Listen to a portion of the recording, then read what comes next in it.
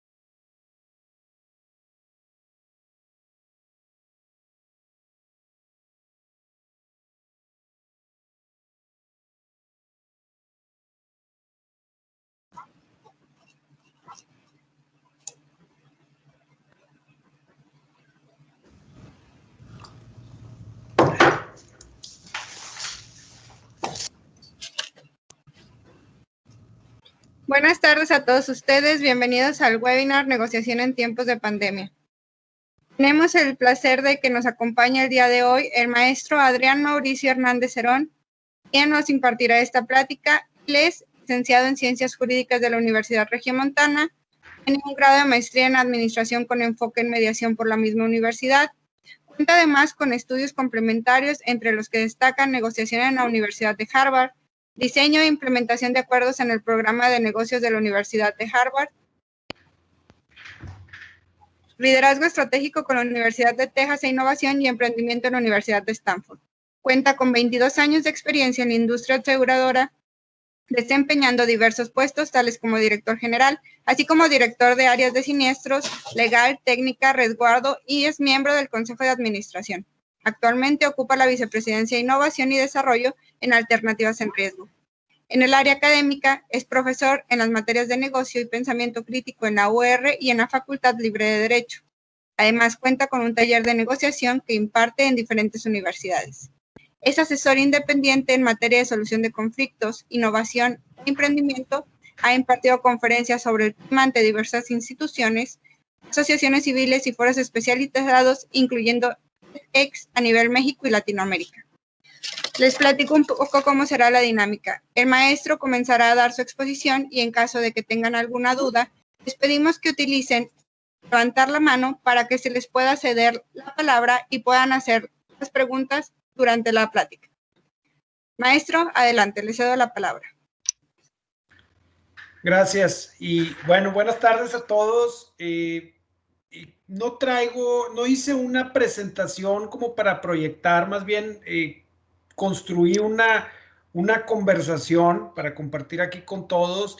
Y bueno, la dinámica, como bien ya se comentó, es yo voy a ir platicando algunos temas y traigo todos los temas de los que quiero hablar con ustedes. Y cuando vayan surgiendo dudas, cuando vayan surgiendo comentarios, con mucho gusto levantan la mano a través de la herramienta y bueno, pues vamos dando lugar a que cada quien haga preguntas u opiniones y creo que con eso podemos hacer una plática bastante más nutrida. El propósito de no traer una presentación es pues no limitar el ya de por sí escaso contacto que tenemos a través de las herramientas digitales. Luego, pongo presentación y siento como que ya no nos vemos nadie, ¿no? Y la idea es, pues, pasar la siguiente hora bien, pasarla a gusto y discutiendo sobre estos temas, sobre el tema de negociación. Y bueno, ahorita vemos también por qué en tiempos de pandemia, que era algo que todavía ayer discutíamos, por qué era la negociación en tiempos de pandemia. Y bien, bueno, pues parte de la inferencia que yo hice cuando recibo la invitación de un despacho de abogados, como lo que yo estudié, para hablar de negociación y que cuando me ven como negociador, no les gusto tanto a los abogados, yo quise ponerme a pensar por qué pasa esto. Dije, bueno, pues en estos tiempos de pandemia y de limitaciones y demás, en los que la justicia está suspendida, limitada y demás, pues la negociación se vuelve importante pues para todos, incluyendo a los abogados, ¿no? Pero yo pensaba también en que pues, la negociación siempre ha estado ahí, ¿no? Y siempre ha sido tan relevante como es hoy. Siempre ha sido, y les voy a compartir algunas experiencias recientes, y siempre ha sido bien relevante, siempre ha sido bien eficiente, siempre nos ha ayudado a conseguir muy buenos acuerdos. Sin embargo, como que se nos olvida por temas culturales que también abordaremos. Entonces, lo primero de lo que yo quiero hablar es que, pues, negociar es un modelo, o la negociación en sí misma es un modelo un modelo mental, una forma de pensar. Es decir, a través de las explicaciones que nos damos con respecto al funcionamiento del mundo, cuando estudiamos negociación, pues es una variable que incluimos precisamente en ese proceso o en esas explicaciones. De repente como que no recurrimos a esa posibilidad, a ese pensamiento de decir, oye, yo puedo solucionar este pleito de una manera pacífica o este conflicto de una manera armónica, consiguiendo lo que quiero, y también el otro puede conseguirlo seguramente. Como que es algo que no siempre está presente cuando surge un conflicto, así como también la mentalidad de qué es un conflicto, ¿no? Porque pues a mí me gusta siempre referirme al conflicto como base de lo que nos empuja a negociar, y el conflicto pues es una amenaza real o percibida de obstáculos que nos impiden llegar a lo que queremos, ¿no? Mientras que la negociación, como forma de solución de conflictos, es un mecanismo para obtener lo que queremos, y no solo lo que queremos, para obtener mucho más de lo que queremos si lo hacemos de una buena manera, ¿no? Entonces, las posibilidades que ofrece la negociación pues son muy grandes frente a otros mecanismos u otras maneras de solucionar los conflictos en los que tenemos. Entonces, de repente sí se aparece la idea de negociar. Creo yo que hay un autor que se llama Gary Klein, que escribió un libro que se llama Seeing What Others Don't, que él su libro lo dedica precisamente a tratar de construir una historia de cómo surgen las ideas, ¿no? O por qué surgen. Y una de las formas que él plantea es la desesperación creativa. Es decir, cuando no encuentro la solución a algo, me llega una idea, ¿no? Y así fue como se le ocurre a esta persona, que no recuerdo el nombre, pero el que inventó la forma, o fue el primero en aplicar la forma de extinguir incendios, creando incendios, ¿no? En los incendios forestales. Fue precisamente ante la imposibilidad de encontrar una solución. Y de repente así, cuando no podemos solucionar un problema, nos acordamos de que tenemos la manera más sencilla y más a la mano de todas, que es negociar, mucho antes que otras más complejas, como es llevar un caso a un juicio y demás. Pero ¿por qué pasa esto? ¿Por qué no pensamos recurrentemente en la negociación como una primera opción? Y aquí es donde hay temas culturales, temas psicológicos que nos influyen, y más aquí a los que son abogados, a los que están presentes y son abogados. Pues yo también, acuérdense que lo dijeron, yo también estudié Derecho, y como que nos enseñan eso, que el derecho es la forma de resolver los problemas, y nosotros estamos hechos para como hacerle el paro al cliente, para representarlo y jugar ese papel, ¿no? Y ese ya es todo otro modelo mental diferente, precisamente al de la negociación. Son temas culturales y psicológicos, entre los que están los sesgos. Muchas veces el sesgo de sobreseguridad, el creer que si yo hago un planteamiento, como soy muy bueno para hacer planteamientos ante los jueces, yo gano, y ahí es donde me gusta llevarlos. Me siento sobreseguro para discutir en juicios. También a veces creo que si uno gana, el otro pierde, y como a mí no me gusta perder, me voy a las opciones donde yo creo que tengo mayores posibilidades de ganar, y eso depende también de nuestra historia y de nuestra formación. También si alguien nos hace un ofrecimiento para solucionar nuestro problema, hay un sesgo que ocurre en todo esto que se llama devaluación reactiva. Es decir, si alguien con quien tengo un conflicto me ofrece una manera de solucionarla, yo inmediatamente voy a pensar que ese ofrecimiento no es bueno, porque me lo está ofreciendo con quien tengo un problema, lo cual no necesariamente es correcto. Es propiamente un error cognitivo, tiene un sesgo ahí. Entonces, esas siguen siendo barreras para animarnos en un momento dado a negociar. Están también las percepciones, que es precisamente lo que creemos, lo que entendemos y que creemos que son las cosas. Está la emocionalidad. También a veces estamos tan enojados con alguien, tenemos tan interrumpida y coartada la comunicación, que no queremos hablar, no queremos sentarnos a llegar a un acuerdo. Particularmente los abogados, como lo decía, está la cultura legal. ¿Qué se espera de mí como abogado? ¿Para qué estudié? O sea, no necesariamente para negociar, sino para llevar los casos a juicio y para pelear y discutir. El pensamiento suma cero, que es lo que decía hace un momento, que cuando uno gana, el otro pierde. El pensamiento adversarial, el estar enfrentado con la otra parte, y el pensamiento del gatillero, ¿no? Yo soy como un sicario, que me contratan, soy un sicario, un gatillero a sueldo, y me contratan para ganar, ¿no? Entonces, todo esto de lo que acabo de hablar es como que lo que nos evita pensar en la negociación, que insisto, es la solución que normalmente tenemos a la mano, ¿no? A diferencia, por ejemplo, y volviendo al tema legal, a diferencia de que si recurrimos a un juicio, en el juicio precisamente es una persona o el juzgador quien va a decidir qué es lo mejor que hay que hacer con ese caso una vez que se exponen los argumentos. En una negociación se exponen los argumentos y ambas partes deciden qué es lo mejor que se puede hacer para solucionar el problema. Fíjense la relevancia de la diferencia. A través del diálogo exploramos lo que pensamos, exploramos lo que queremos, exploramos las opciones que tenemos y exploramos los criterios objetivos que sostienen las posturas de cada una de las partes que intervienen en una negociación, y juntos construyen la solución. En un juicio, pues esto no sucede, ¿no? Las partes exponen sus argumentos y alguien más decide qué es lo mejor para esas partes.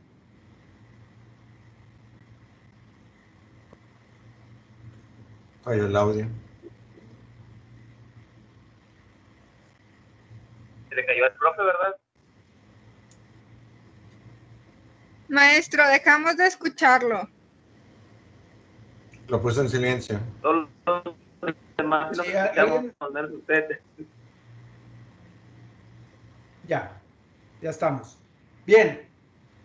Entonces, tiene que haber, hasta donde vamos, y elaborando un poco sobre lo que he ido comentando, primero que nada necesitas pensar, se te necesita ocurrir negociar, primero que nada. Después de eso, necesitas saber negociar, y de eso voy a hablar ahorita en un momento, saber lo que te puede esperar dentro de la negociación, que para mí, pues yo las historias que les puedo contar mayormente son de éxito, pero sí tienes que tener mucho cuidado al negociar con muchas cosas que no estamos acostumbrados a tener cuidado en la forma de tratar a los demás, en la forma de comunicarnos, en la forma de plantear, etcétera. Y tenemos que ir muchas veces también, para lograr esto, tenemos que ir contra nosotros mismos, ¿no? Nosotros no somos más que un cerebro tratando de hacer sentido de las cosas, y la manera más rápida de hacer sentido de las cosas es recurriendo a nuestras experiencias más próximas, y nuestras experiencias más próximas son las que utilizamos para resolver más comúnmente los problemas que tenemos. Es decir, todos los que estamos aquí tendemos a repetir los pensamientos que nos ayudan a solucionar las cosas. Y luego esto es hasta de manera forzada, es decir, hasta donde no cabe esa solución, la utilizamos porque nos ha dado éxito, nos ha dado soluciones en el pasado, y creemos que nos las va a seguir dando hacia el futuro. Entonces, pues esto no es más que una repetición constante de las experiencias vividas. Cuando la negociación pues tiene varios atributos, empezando por que no es una ciencia exacta. Es decir, cuando uno se aventura a negociar, pues a mí la parte que me gusta y por lo que intervengo en las negociaciones es porque no hay reglas. O sea, hay ciertas líneas, los que estudiamos negociación, que seguimos, pero no hay reglas para llevar la negociación. Entonces, siempre que nos metemos a una negociación, pues vamos a un mundo que no es predecible, que, como dije, no es una ciencia exacta, que no tiene una regulación y que sin duda no va a ser un campo de batalla. Entonces, vamos aquí. Y lo que detona esta necesidad es la presencia de un conflicto. Y lo que detona el conflicto es la percepción real o percibida de los obstáculos para lograr lo que quiero. Y lo que quiero, ¿cómo se llama? Intereses. Es lo que me interesa. Y la otra parte tiene intereses. Y nos empezamos a identificar como partes opuestas, y eso puede hacer que la comunicación se rompa. Por eso les decía que hay que tener cuidado mucho con el trato a las personas. Creo que esa es la parte más importante. Entonces, ¿y qué nos interesa a todos? Pues es bien sencillo. O sea, ya alguien hizo el trabajo por nosotros para saber, porque muchos de repente cuando hablamos de esto en clases o hablamos en casos particulares, es que yo no sé qué quiere el otro, yo no sé qué le interesa. Sí sabes, nomás que no lo quieres reconocer. Maslow hizo la pirámide de las necesidades humanas, y ahí está lo que todos queremos. Queremos seguridad, queremos reconocimiento, queremos trascendencia. Hay un montón de cosas que están todas englobadas dentro de estas necesidades o intereses básicos que tenemos, ¿verdad? Entonces, es bien fácil saber qué quiere el otro y empezar uno, asumiéndolo, y dos, explorándolo a través de la comunicación. Y bien, la negociación, les quiero platicar, me ha tocado ser invitado a negociar muchos casos. Hay experiencias recientes. Una de las más recientes, obviamente sin mencionar nombres de clientes ni de ninguno de los participantes, pero llego a un caso estancado, un caso de seguros estancado, una indemnización bastante grande, que, como digo, completamente estancada, porque simplemente desde el principio no se pusieron de acuerdo para entenderse. Uno era un edificio dañado por el terremoto en el 2017. Había una póliza de seguro que lo cubría perfectamente, pero no se documentó el caso, no se exploró lo que quería cada uno. ¿Por qué? Porque inmediatamente el dueño del edificio pensaba que era pérdida total, y la aseguradora involucrada en el caso pensaba que no era pérdida total. Y como que donde se pusieron esas formas de pensar en la mesa, ya se creó un impasse, se suspendió el caso, no se pudo avanzar. Entonces yo llego en un caso atorado, si me permiten el término, precisamente porque no había una continuación en la comunicación. Y no había tampoco no estaba roto ese puente de comunicación, simplemente no se continuó porque se percibió precisamente que había estos obstáculos. Por un lado, uno pensaba, no me quieren pagar, y por otro lado, el otro pensaba, quieren abusar de mí. Y así es como me subí al caso.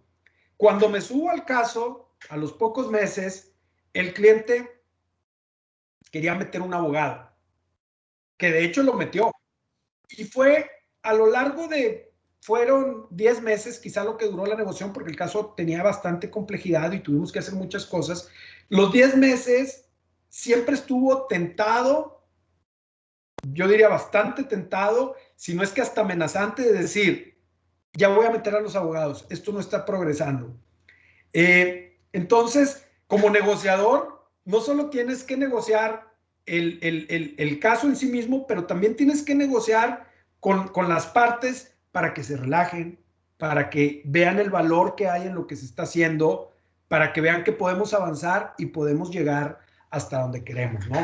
Entonces, hay siete elementos básicos a considerar cuando nos vamos a preparar para un caso en negociación. El primer elemento es intereses, identificar bien los intereses de las partes. ¿Qué quiero yo y qué quiere el otro? Si se fijan en este caso, pues uno quiere que le paguen el edificio y lo considera que está dañado totalmente, y el otro cree que porque el otro piensa que está dañado como pérdida total, quiere abusar de él porque él piensa que no es pérdida total, pero ni siquiera han explorado cuál es el estado de las cosas. Están basados, por eso cuando daba la definición de conflicto, hablaba de que hay una amenaza real o percibida. Aquí la amenaza era percibida. No se habían sentado a platicar, y sin sentarse a platicar, probablemente si no hubiéramos aparecido ahí ofreciendo la negociación y mostrando avances, el caso se hubiera ido a un tribunal, y a lo mejor la solución hubiera sido completamente otra, porque era sumamente técnico el caso en términos de seguros y en términos de lo que se trataba, en términos de ingeniería. Entonces, el primer punto es intereses. Y es bien fácil identificar intereses haciéndote dos preguntas. La pregunta número uno es, ¿por qué quiere lo que quiere?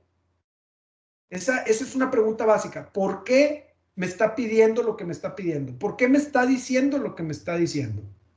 La otra pregunta es, ¿por qué no acepta lo que yo le digo? ¿Por qué no quiere continuar conmigo? Fíjense en el caso que estoy usando como ejemplo para esto. ¿Por qué quiere que es pérdida total? Porque considera que los daños son tan graves para que su edificio no pueda ser utilizable. Ahorita vamos a hablar de cómo atacamos o resolvemos ese interés. ¿Por qué no me quiere pagar el otro? Porque cree que quiero abusar de él. Cree que el que está reclamándole quiere abusar de él. Entonces, aquí para poder avanzar en la comunicación, tenemos que aclarar esas percepciones que cada uno tiene. ¿Estás seguro que es pérdida total? Fue parte de lo que estuvimos haciendo en esa negociación. ¿Por qué crees que es pérdida total? ¿Estarías dispuesto a que llevemos un perito a que haga un análisis? Y ya que se hizo y hubo un desacuerdo y se entregaron 8,000 páginas cuando menos del cálculo que se hizo estructural del modelo para establecer cuál iba a ser la resistencia de ese edificio, llega otro perito y nos dice que sí podía resistir con otro cálculo, pero cada cosa se fue fundamentando, y ahorita voy a llegar a ese elemento. Pero lo primero es entender qué quieres y entender qué quiere el otro. Y muchas veces no entendemos ni lo que queremos nosotros, ¿no? Porque al final del día lo que quieres es simplemente avanzar y que te indemnicen, por ejemplo, en este caso. Ya si es PTU, esos son temas, yo diría, residuales. Lo primero es llegar a un acuerdo de lo que pasó.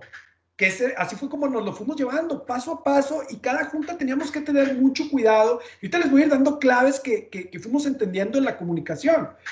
Luego viene un concepto que se llama, en inglés es un acrónimo que se llama BATNA, pero que significa que hagas un análisis de cuál es tu mejor alternativa frente a negociar.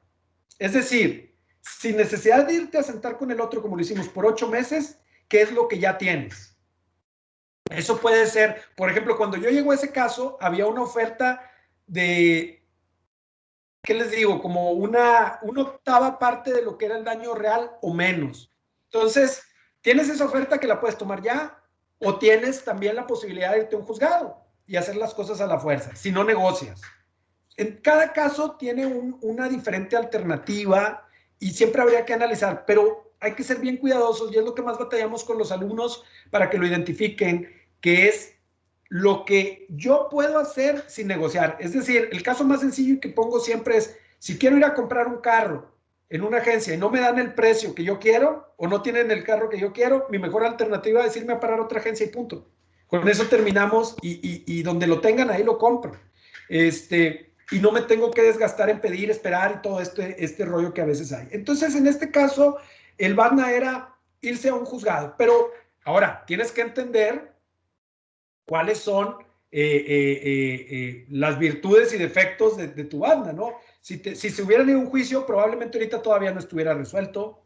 Probablemente no se hubiera llegado al nivel de entendimiento que llegamos. Si hubiera una sentencia, probablemente hubiera sido inferior. No sabemos, o no hubiera sido satisfactoria al 100%. Entonces, ese es el segundo elemento. El tercer elemento es, habiendo identificado bien qué queremos cada una de las partes, generar opciones para que todos tengan lo que quieren. Fíjense, en este caso en particular, nosotros también teníamos nuestras percepciones dentro del mismo, porque aparte de los daños que tenía el edificio, en sus columnas y muros y pisos y muchas cosas, uno de los puntos es que identificamos que el edificio se inclinó, ¿ok? Se quedó colapsándose ciertos grados, ¿no? Y también a ese respecto en particular, la compañía pensaba que estaba inclinado desde el sismo del 85, pero era una inferencia total. Entonces, ¿cómo pudimos avanzar con eso? Hablando de percepciones y de lo que se queda. Perdón. Entonces, como pensábamos que estaba inclinado, nos fuimos a pensar, bueno, la obligación del contrato de seguro es volver a poner las cosas en el estado que estaban antes de que sufrieran un daño. Entonces, nosotros teníamos una teoría y los ingenieros que teníamos nos decían que no había manera de enderezar el edificio.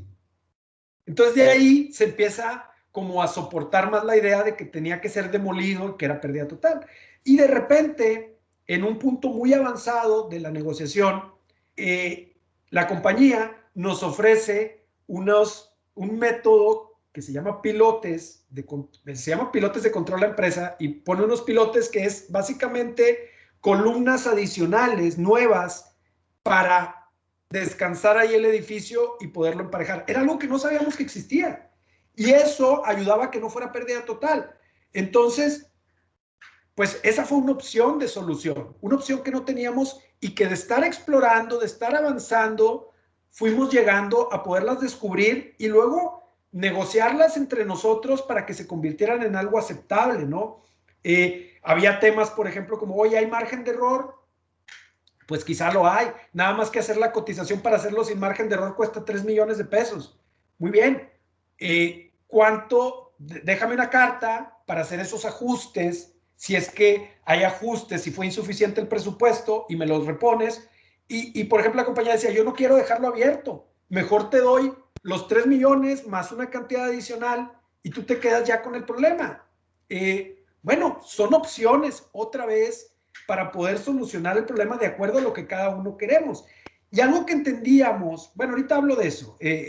Entonces, opciones, fíjense, opciones. Una opción que salió es para enderezar el edificio, poner estos pilotes, para entender el daño estructural. Decíamos, alguien decía, es que todos los muros están dañados. Bueno, vamos a hacer un muestreo en los muros. No podíamos desnudar absolutamente todos los muros, pero con un muestreo pudimos tener una muy buena idea. Y así fuimos construyendo diferentes formas de llegar a donde queríamos. Y de ahí me paso al siguiente elemento en la negociación, que es criterios objetivos. ¿Por qué lo que me propones es válido? ¿Por qué lo debo considerar? Entonces, bueno, ahí ya en criterios objetivos, la experiencia del constructor de los pilotes, los cálculos estructurales que decían o que no, que iba a tener el daño. Por ejemplo, la inclinación cuando decían que estaba desde el 85, nosotros recurrimos en Google Maps, hay un archivo de fotos por año. Entonces pudimos hacer un análisis con fotos del edificio, de las que hay en Google Maps con el Street View, donde demostramos que la inclinación no existía antes de septiembre del 2017. Y con eso nos convencimos. Había un cierto grado de inclinación, pero no el grado los grados que tenía después del sismo del 17. Entonces, y eso, usamos criterios objetivos bien sencillos para ese tema de la inclinación para demostrarlo. Ahora, también para ir soportando todo lo que íbamos diciendo en términos de daños, de soluciones, estuvieron al menos con nosotros 8 ingenieros que fueron trabajando y dando opiniones, y teníamos que armar el rompecabezas con lo que teníamos. Para escoger la magnitud del sismo hay unas cajas que guardan en su memoria el movimiento de la Tierra, desde ponernos de acuerdo en qué caja era la que íbamos a considerar para entender la magnitud del sismo, a qué distancia estaba de la ubicación. Todo eso lo fuimos haciendo a través de criterios objetivos. Fíjense, intereses. Entiendo qué puedo hacer si no negocio. Desarrollo opciones de acuerdo a lo que quiero. Con criterios objetivos fundamento las opciones para encontrar las mejores. Y de ahí nos empezamos a mover en compromisos. Había 2 edificios dañados, cerramos uno primero, nos fuimos poniendo de acuerdo en fases de cada una de las cosas. En la parte, el siguiente elemento es comunicación. Y cuando nos comunicamos, llegamos a un punto donde notamos, e incluso nos lo dijeron de manera expresa en la compañía, nos dijeron que para ellos no era pérdida total y no iban a aceptar que fuera pérdida total bajo ninguna circunstancia. Pero fíjense, eso que puede ser percibido como una amenaza o una cerrazón o una posición a la solución, lo aclaramos a través de la comunicación. Les hicimos una pregunta, les decíamos, bueno, pero si los daños son del 90%, no tengo ningún problema, pero pérdida total no es. O sea, era un problema más conceptual que otra cosa. Ellos decían, yo te pago lo que sean los daños hasta donde sean, pero no me digas que es pérdida total porque yo no creo eso. Yo creo que el edificio puede seguir en pie. Entonces, vean la relevancia. Entonces, ahí fue, vamos a alinearnos como equipo. Hay que evitar discutir que es una pérdida total, porque si hacemos eso, vamos a hacer que se cierren ellos. Vamos a tratar de avanzar a identificar mejor los daños. Al cabo, no hay problema cuál va a ser el monto, siempre que se justifique con criterios objetivos. Fíjense cómo fuimos construyendo y en todo este proceso generar confianza. A mí cada vez que el cliente me decía que iba a meter a los abogados a juntas, yo le decía, por favor, no, porque estamos trabajando en construir confianza y no por los abogados en sí mismos, pero por la amenaza de un juicio, que era lo que no queríamos amenazar con un juicio si estábamos tratando de construir una solución negociada. En otro caso, que precisamente aquí está Olmo, y Olmo estuvo, que lo invitamos a una de las clases, Olmo le tocó ir representando ahí a la iniciativa privada en uno de los grupos de negociación. Fue cuando el caso del reglamento de tránsito homologado, pues ahí, digo, cuando lo analizábamos, a nosotros los criterios objetivos que establecía el municipio nos parecían sumamente claros cuando decían, ¿por qué restringimos el tránsito de camiones en la ciudad? ¿Tú te debes acordar de eso, Olmo? Que decían, pues lo restringimos por el tráfico que ocasionan, por el daño al pavimento, por lo severo de los accidentes y por la contaminación. Entonces, pues ahí estaban los criterios objetivos de por qué estaban limitando. Salieron muchas oportunidades también que tenía, como que, si te acuerdas, cada alcalde quería tener un cobro de piso. Cuando decíamos, pues si es homologado, pues que sea una sola cuota para transitar por el estado, no que cada alcalde tenga el derecho de cobrar piso cuando un camión va a transitar por cada uno. Entonces, estos criterios objetivos, en ese caso, por ejemplo, a mí me hacían mucho sentido. Yo decía, pues todo lo que me están diciendo en los camiones hace sentido. Ahora, por el otro lado, en ese caso, la iniciativa privada nos decía, pues sí, pero pues a mí me encarecen las rutas, también necesito mi distribución en ciertos horarios, pues también es todo ese motor de economía. Pero pues el punto fue, digo, nosotros lo vimos más con propósitos académicos. Yo ya no recuerdo la solución, se me hace que quedó en letra muerta eso más bien. Ustedes traían el amparo en la iniciativa privada, se fueron inmediatamente a su mejor alternativa y a no negociar. Para ustedes la mejor alternativa era ampararse, quizá porque estaban ahí los abogados, no sé, pero lo que les estoy compartiendo es esa forma de estructurar y de ir haciendo el acuerdo paso a paso, a través de la comunicación, a través del entendimiento y sobre todo el último elemento de los 7 es relación. Siempre analizar cómo está la relación cuando vamos a empezar una negociación o cuando entramos en un conflicto con alguien. Es importantísimo pensar que en una negociación, fíjense esto, o sea, en términos de relación, el objetivo siempre debe ser mejorar la relación a través de nuestra interacción o cuando menos no dañarla. Yo por eso, en este caso que les cuento, era mi insistencia de que los abogados no estuvieran presentes porque mandaban la señal de que queríamos pleito. Cuando lo que no queríamos pleito, queríamos acuerdo y queríamos la indemnización. Era lo más rápido, era la forma más rápida de obtener algo que ya se había demorado mucho por percepciones equivocadas, por un entendimiento otra vez erróneo de lo que cada uno quería. Volvamos al punto de partida. Uno creía que el otro quería, que querían abusar de él y el otro creía que no le querían pagar. Pero si aclaro que no quiero abusar de ti, empiezas a pensar ahora sí en pagarme. No sé si me explico. Nos toca mucho ver conflictos donde si tú empiezas diciendo, aquí nos vamos a poner de acuerdo, pase lo que pase, empiezas abonando a la relación, abonando a la confianza, abonando a la disposición para ponernos de acuerdo.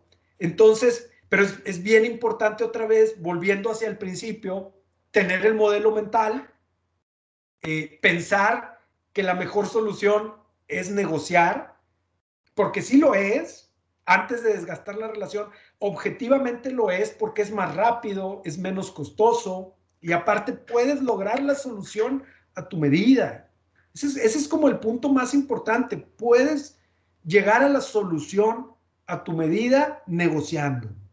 En un juicio no necesariamente vas a llegar ahí, pero no se agota bien el proceso de la negociación. Fíjense, hay un caso que está documentado muy padre en la Universidad de San Diego, donde algo de lo que hacemos en los cursos de negociación es poner simulaciones a los alumnos. Que una simulación, normalmente las desarrolla Harvard, hay para diferentes tipos de lecciones, las usamos nosotros las de Harvard, y en las simulaciones, cada uno de los alumnos representa una de las partes en una negociación y cada quien tiene información diferente que les genera una visión diferente del caso y el reto es negociar cada quien basado con su información. Y analizamos los acuerdos que se hacen y vemos quién logró más valor en la negociación, pero el valor hacia los dos lados.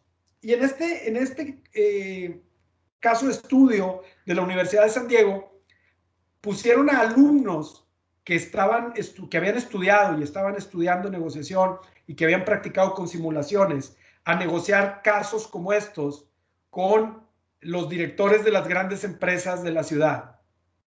Y el resultado, pues ya se imaginan cuál es, que los alumnos que traen disciplina, que traen estructura en la negociación, lograban acuerdos de mucho más valor que los mismos mejores empresarios, los tiburones de los negocios en San Diego, los lograban mucho mejor los alumnos. ¿Por qué? Porque tenían este modelo de pensamiento, esta aproximación a los problemas en la que cabe la posibilidad de solucionar siendo amigos, entendiéndonos. Es exactamente, yo les diría, es muy parecido a lo que hacen dentro de un juicio. La gran diferencia es que siempre hay una excelente relación entre las partes, diseñan o identifican las opciones, se ponen de acuerdo en cuáles son las más válidas, se escuchan y entienden bien cuál es el mejor acuerdo. Y en términos de negociación, el acuerdo siempre debe ser inteligente. Inteligente significa que sea mejor a lo que tú podías hacer sin negociar.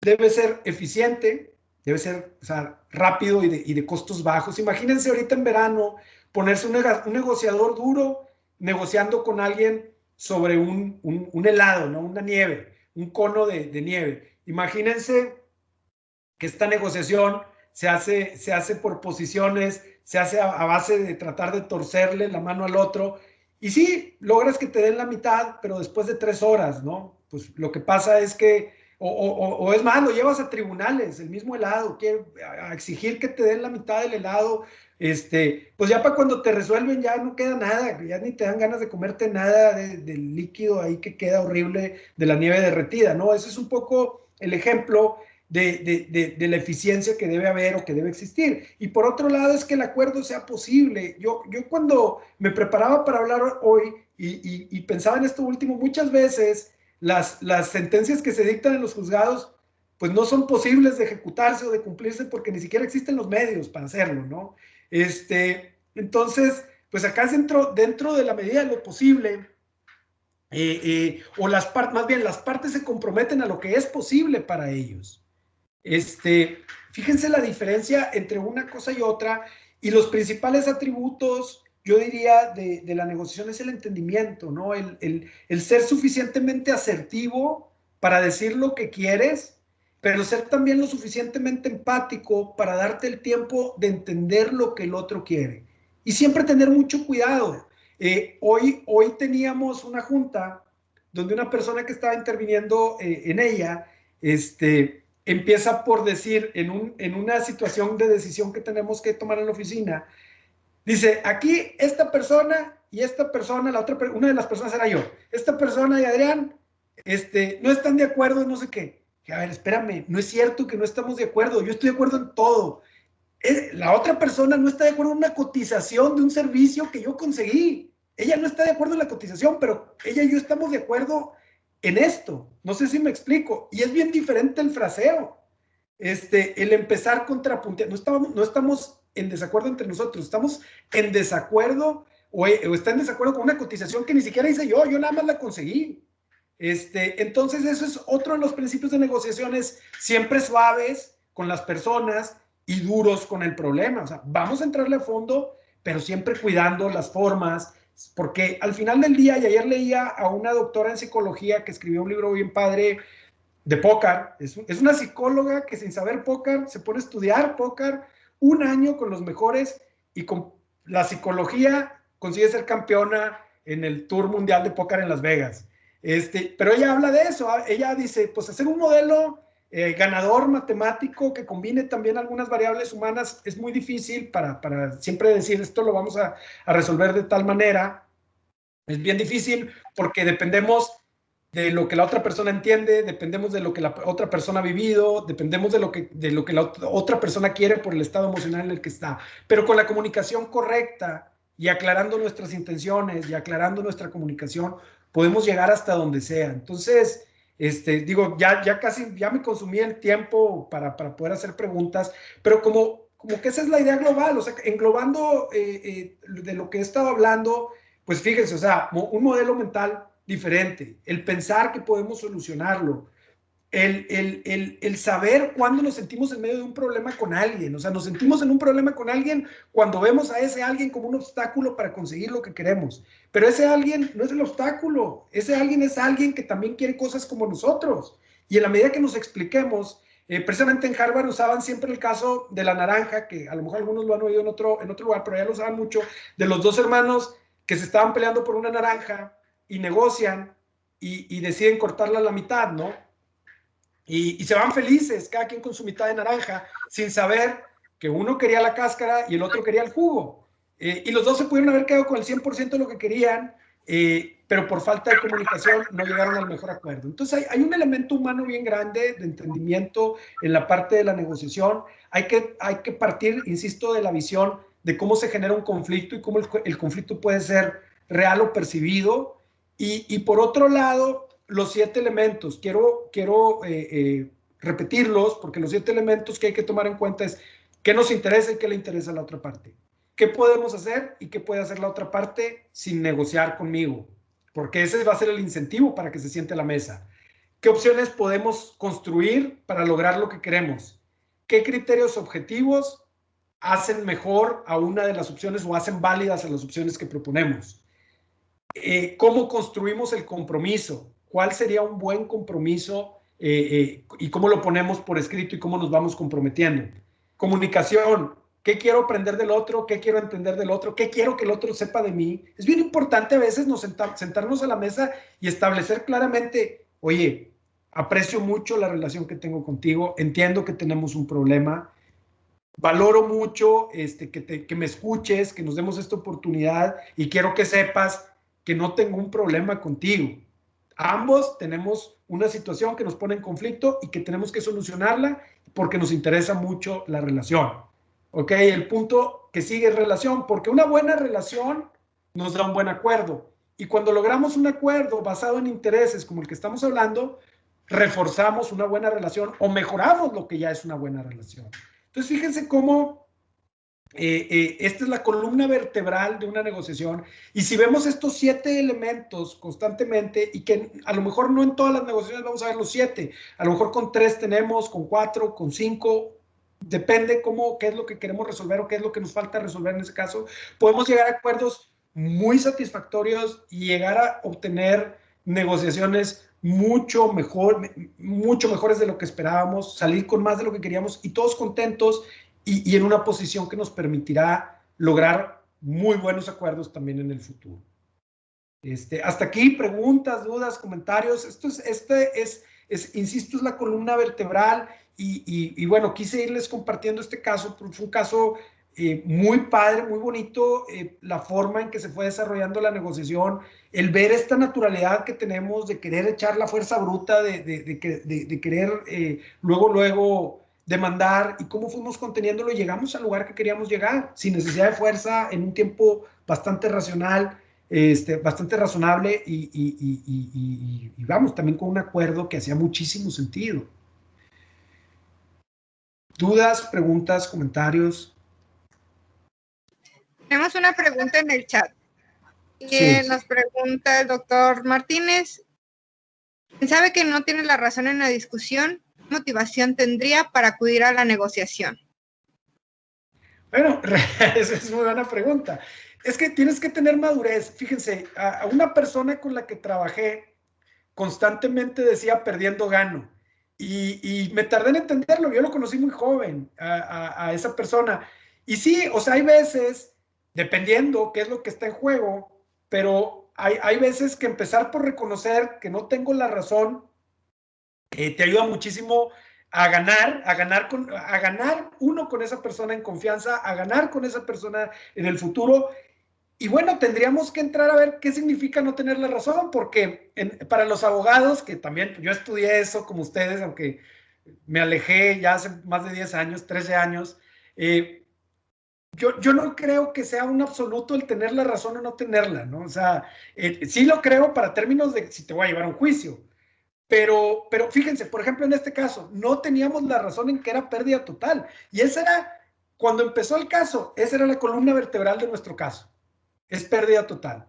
Y es más, hasta teníamos un perito que lo sostenía y teníamos una orden de demolición expedida por la autoridad. ¿Y qué fue? Reivindicar. ¿Sabes qué? Si no es. Me acuerdo cuando me dan la noticia a mí la otra parte, porque yo conocía parte de las dos partes, entonces era como negociador y mediador a la vez, pero mucho más negociador. Yo mediador no soy, pero yo estaba en medio. Entonces, cuando me hablan a mí primero y me dicen, oye, una buena y una mala. O sea, la mala, échame. No es pérdida total. Pues, ¿qué haces?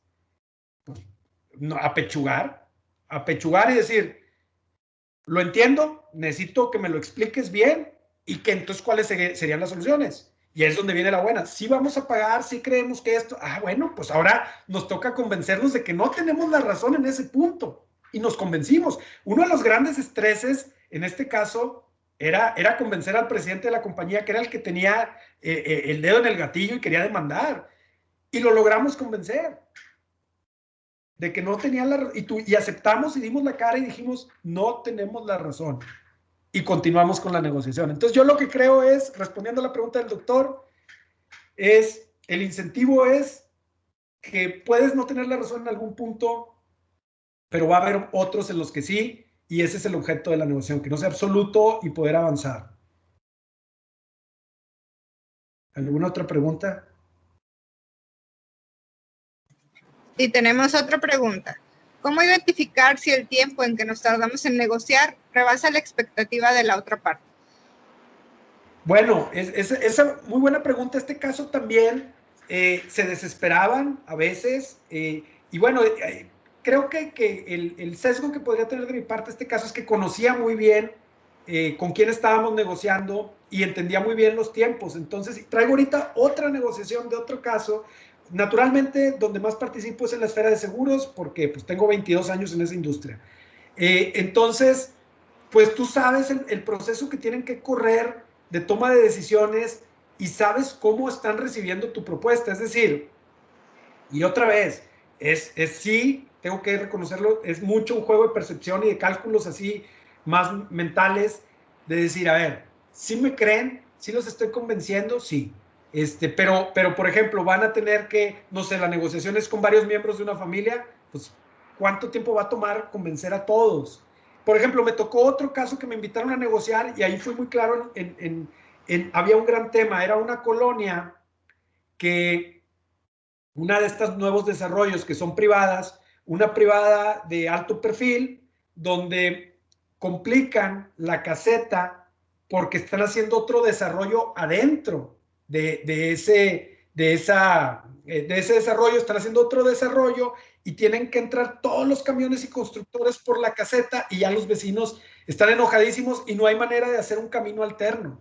Entonces, cuando me presentan ese caso, la constructora, pues yo les decía, yo te pongo de acuerdo a todos sin ningún problema, pero necesito que tú me pongas a todos en un lugar donde vamos a trabajar con ellos. O sea, es decir, yo puedo lograr el acuerdo para solucionar y encontrar las opciones para no entorpecer la caseta.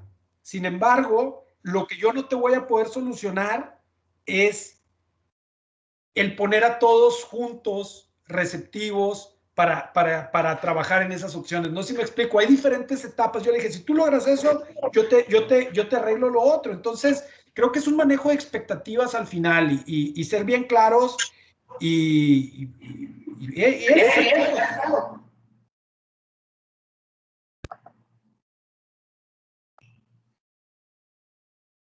preguntas.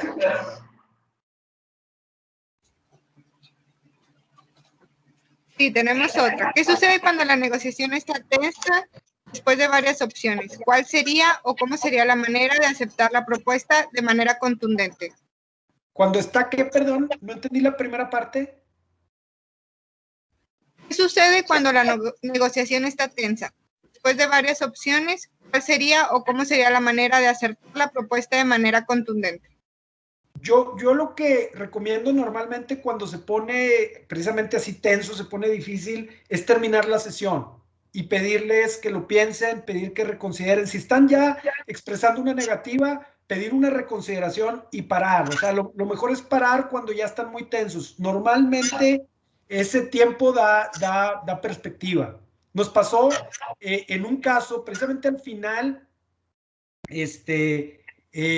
había un tema de tipo de cambio, ya estábamos en el acuerdo y fue un caso que resolvimos en medio de esta crisis que hemos tenido últimamente, no era la parte pandémica, pero sí era la parte de volatilidad en el dólar. Entonces ya estábamos de acuerdo, el contrato estaba en dólares, pero la obligación era pagadera a la fecha en la que se debió haber cumplido la obligación y hubo una fluctuación. Entonces ya estábamos de acuerdo en todo. Yo sabía lo mal que les iba a caer a los que pagaban, el pedirles que hicieran un ajuste al tipo de cambio, una concesión en eso. Entonces fue hacer eso, fue decirle, oye, porque nos iban a pagar a un tipo de cambio de 17 y estaba el tipo de cambio a 23.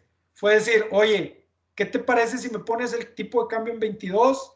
Pero piénsalo, no me contestes ahorita, sé que no te va a gustar, sé que estamos moviendo el acuerdo que ya tenemos, piénsalo.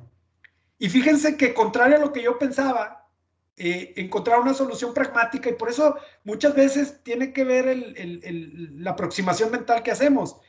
Ellos ya lo vieron en ese punto como si se fueran al juzgado, dijeron, ¿cuánto me va a costar los gastos y esto y el otro? Y de ahí justificaron el costo adicional por tipo de cambio.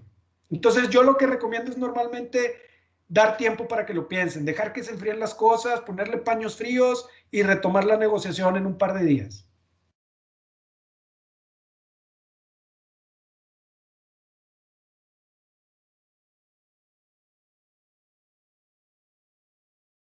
¿Preguntas?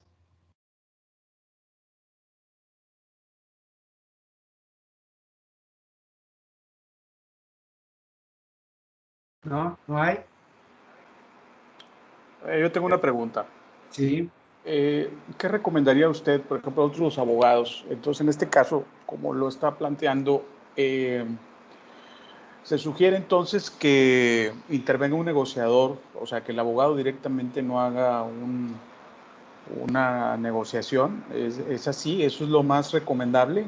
¿Qué podríamos hacer nosotros cuando tenemos ante sí? Es que en la mayoría de los casos es difícil negociar, digo, lo intentamos en muchas de las ocasiones, pero no es sencillo, porque vamos contra cultura, esa es una realidad. O sea, la verdad es que tanto las personas que no son abogados y que son los clientes no están acostumbrados a este tipo de situaciones y generalmente relacionan en que el conflicto pues se va a llevar tiempo y más bien apoyan sus perspectivas en las defensas que pudieran tener o retardar los asuntos, etcétera, ¿verdad? ¿Qué recomiendas para nosotros los abogados? ¿Qué hacer? Yo lo que creo es, en mucho, bueno, algo de lo que pueden hacer ya es empezar a estudiar negociación, o sea, pero uno de los grandes temas es que ustedes traen la categoría de abogado, ¿no? Y eso tensa a la otra parte, o sea, el sentir que estoy frente a un abogado ya me tensa porque me empiezo a sentir amenazado, ¿no? Y es bien normal. Entonces, sí recurrir a un negociador, o sea, sí, porque ustedes mismos, ya como abogados, no digo que no lo puedan hacer, sí lo pueden hacer, pero tienen que deshacerse de algunos temas culturales. Pero yo diría, si se preparan para negociar y empiezan a hacer más intervenciones negociadoras que buscan esta solución y esta razonabilidad al final, que es lo que debe imperar, lo pueden hacer. Entonces, yo creo que siempre ver la opción de negociar, o sea, siempre es, a ver, este caso es negociable, vamos a hacer un análisis de cómo está la relación, vamos a hacer un análisis de qué es lo que está en juego, si se puede o no se puede, y van a encontrar que en muchos vale la pena hacer el intento. Entonces yo diría, para contestar a la pregunta es, uno, explorar siempre el camino de la negociación, y dos, prepararse, o sea, estudien negociación. Yo creo que hay una beta enorme de negocio para ser negociador aquí en México, y en manos de los abogados es donde está el desarrollo de esta cultura de negociación, porque con ustedes, los abogados, es donde llega primero el caso. O sea, el caso complicado ya llegó con el abogado, pero el abogado, yo sé que pues va de repente también contra algunos intereses, pero el proponer, oye, y ya pensaste en negociar, ya intentaste hasta qué grado lo has llevado la negociación, o sea, hacer todo un análisis de cuánto han avanzado negociando, cómo está la relación, para ver si hay materia para negociar y estudiar el caso. Yo les diría, en la mayoría los van a encontrar. A mí, muchos de los casos me los refieren abogados. Ok, bueno, muchas gracias. Adrián, aquí lo dejamos, te agradecemos mucho tu participación con nosotros, amigo de la oficina, y les agradecemos a todos también haber estado presentes en este seminario y quedamos pendientes para un seminario posterior. Muchas gracias, Adrián. Gracias a ustedes. Okay. Buenas tardes. Hasta luego. Gracias. Hasta luego, gracias. Bueno. Gracias.